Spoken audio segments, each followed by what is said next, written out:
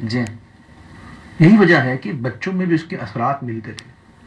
لیکن آج بالکل دین سے دوری ہے، اور ماں بچوں کو سلاتی ہے تو الٹے سیدھے گیت گا کر یا کیسٹ لگا کر کسی گلوکار کی، اور جب بچے کو فیڈنگ ہوتی ہے تو اس وقت بھی کوئی لحاظ نہیں رہتی، مطلب کہ حالانکہ جائز ہے بغیر وضو کے بھی، لیکن پہلے کی جو عورتیں تھیں وہ با وضو ہو کر اپنے بچوں کو دودھ پلاتی تھیں تو اس کے اثرات بھی نظر آتے تھے.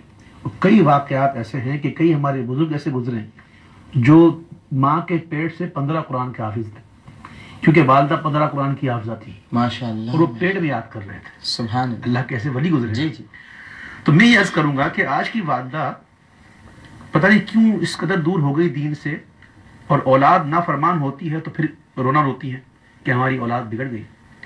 تو میں سمجھتا ہوں کہ اس معاملے میں دیگر بھی معاملات سوچنے چاہیے، لیکن بندہ اپنی غریبان میں بھی جھانکے کہ میں نے اپنی اولاد کو کیا تربیت دی، کس طرح میں نے اسے بڑا کیا.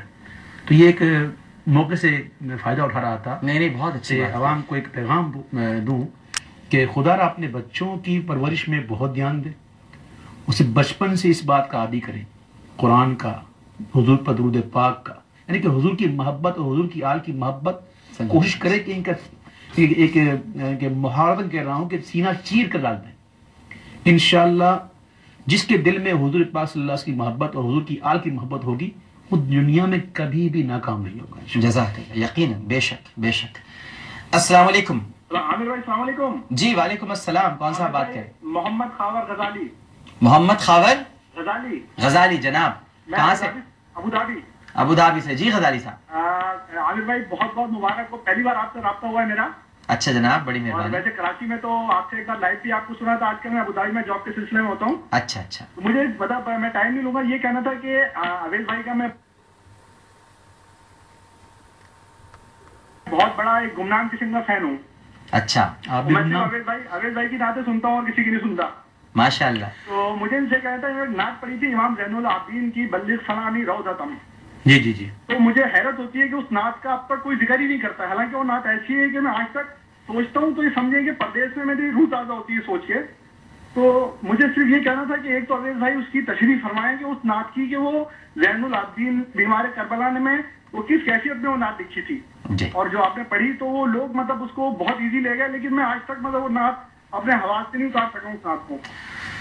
میں عرض کروں گا بھائی کہ یہ جو کلام جو ان نلت یاری حسبا یوما الی ارض الحرم بلغ سلامی روضۃ فیہا النبی المحترم، یہ کلام منسوب ہے امام زین العابدین سے.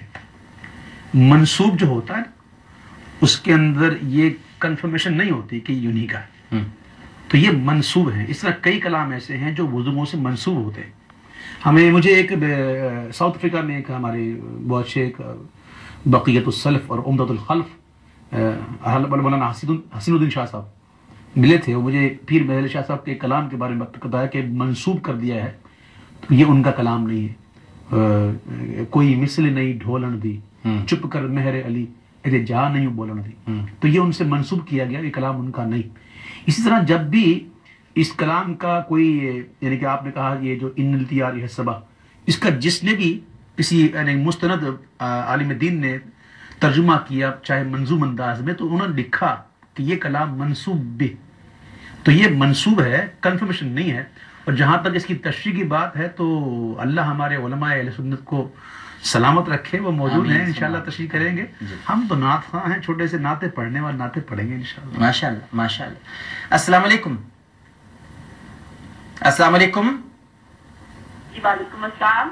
جی کون صاحب بات کر رہی ہیں؟